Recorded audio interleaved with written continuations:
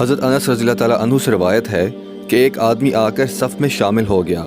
اس کی سانس پھولی ہوئی تھی۔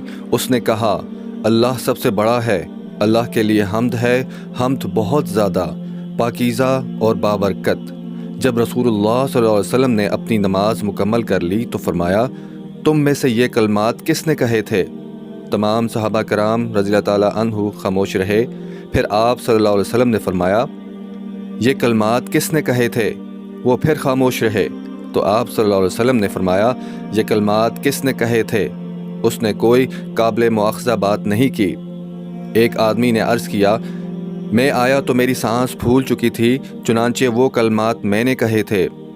آپ صلی اللہ علیہ وسلم نے فرمایا، میں نے 12 فرشتوں کو ان کلمات کی طرف سبقت کرتے ہوئے دیکھا کہ ان میں سے کون انہیں اوپر لے کر جائے۔ حضرت ابو ہریرہ رضی اللہ تعالیٰ عنہ بیان کرتے ہیں، جب رسول اللہ صلی اللہ علیہ وسلم دوسری رکعت کے لیے کھڑے ہوتے تو الحمدللہ رب العالمین سے قرأت شروع کرتے تھے اور آپ صلی اللہ علیہ وسلم سکتہ نہیں فرماتے تھے۔